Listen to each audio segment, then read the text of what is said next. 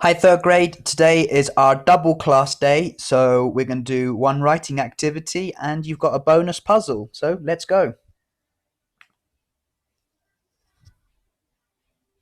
So today we're going to be writing a letter or an email. We practiced this 2 or 3 weeks ago, but we kind of did it at a pet level.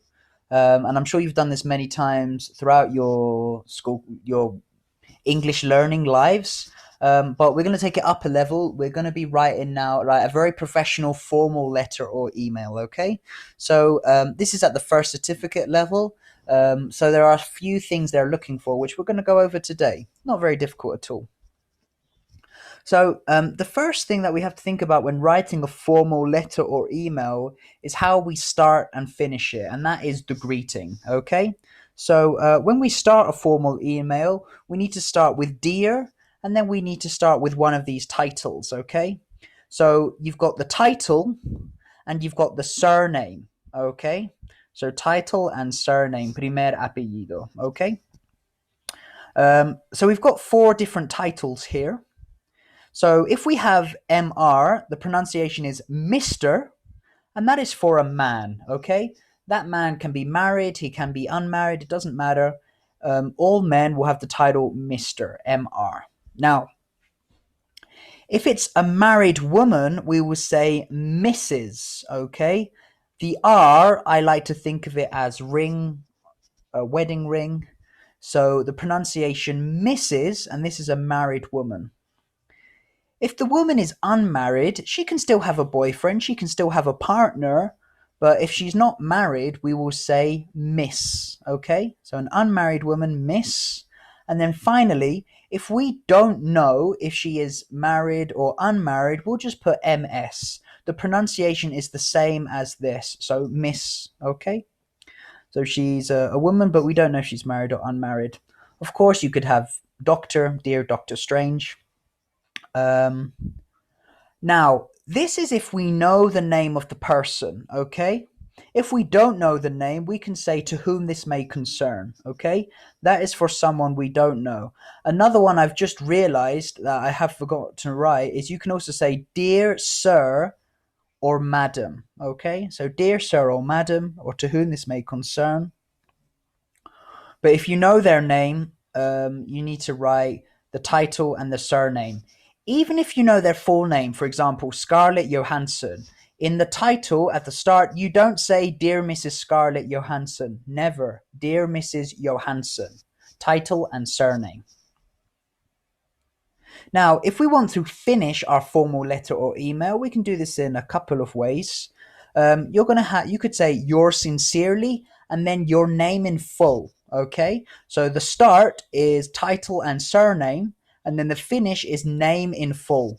Notice how the full name is under the final greeting or the final salutation. Another option could be kind regards, and then the full name, Michelle Obama. Again, under the salutation. So this is for writing a formal letter or email. I would say in the first certificate exam, 90% of the questions will be formal. Occasionally, you won't have to do one so informal, but informal can vary, okay?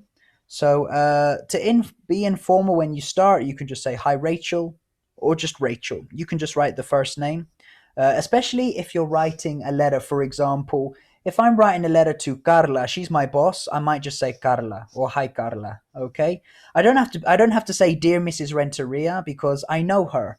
We work together, but she's my boss. I still need to be respectful, okay?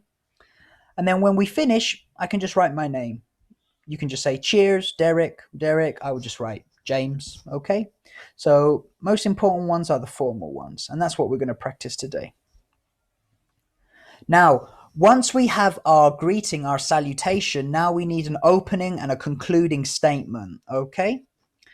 So after you have written, I don't know, dear Miss Minaj, you can say, I am writing to inform you about. It's very important at the beginning of your letter or email, you state very clearly what is the purpose of the letter. Why are you writing to this person? This should be the first thing that you say. So I'm writing to inform you about, I don't know, I'm writing to inform you about the graduation party. I'm writing to inform you about my son is going on holiday and I need some time off of school. Something like that. Okay? You state your purpose. Before you have your finish here, your sincerely, before you have that, you should say something like, I await your response. Okay? That normally means that you expect the other person to tell you something. Okay? It's important that you say await. This is kind of an old formal way to say wait, but when we write a letter, we still use it. Okay?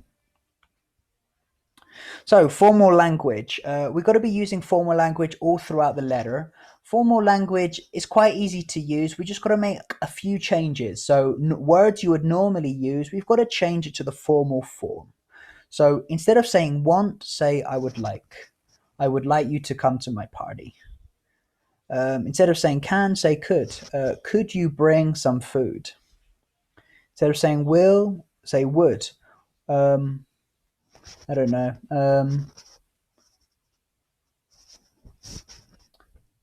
I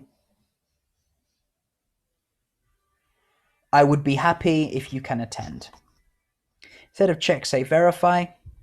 Um, Please verify that everything is okay.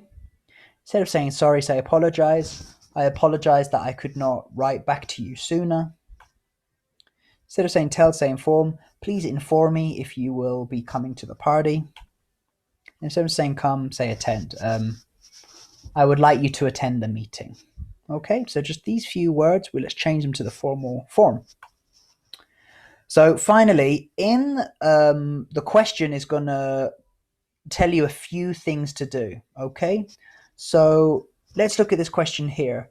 Please tell the president the address of the foreign embassy, the time, date of the meeting, and that he needs to give a speech. This will be your question. And look, it's asking you to give kind of a few different things. One, you need to tell the president the address. Two, you need to say the time and date. And finally, he needs to give a speech. That's the minimum you need. If you want to put a bit extra, fine, but these are the really important things you need to focus on. Okay, so let's look at an example. So look here. This question is kind of asking you for three things: address, time and date, speech. So here I've kind of got three kind of paragraphs. I physically separated them just to show that they're very different. So we would like you to attend the meeting at the embassy. The British Embassy in Mexico City is at 71 Rio Lerma Street, blah, blah, blah, blah, Mexico City. So that's one for an embassy. Next one, time and date. The meeting will take place on Thursday, 17th September at 10 a.m. Finally, he needs to give a speech. We would like it if you could give a speech about future trade between our nations. I've got would like, I've got could, okay? Nice and formal. So, this is the question that I would like you to do. So, because of COVID-19, the school is going to have a virtual commemoration for Independence Day. Write a formal letter to a famous Mexican figure inviting them to the virtual gathering. Invite them to a Google Meet. Tell them the date and time of the Google Meet. Ask them to make a speech and tell them what you want them to say in the speech. Okay? So, you need to do a few things. You need to say your opening greeting, dear Mr., Mrs. It's a famous Mexican figure. You choose that person, okay? But remember, it's formal, so be careful how you write their name in the letter. Then you'll probably need to say, I'm writing to inform you, and then explain the purpose of the letter, which is invite them to the Google Meet. Then tell them the date and time of the Google Meet.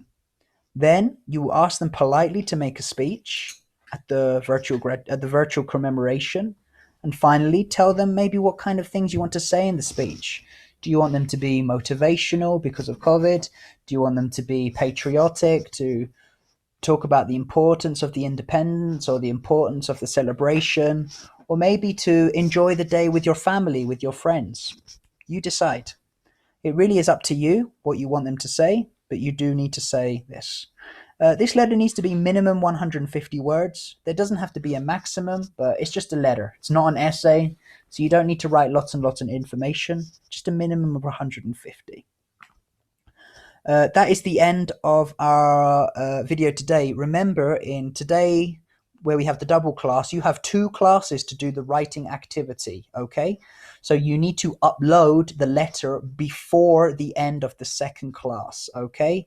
After the second class, I close the time and I won't accept any more letters. I'll be online though for both classes, so let me know if you have any questions, and I look forward to reading your letters. See you later. Bye bye.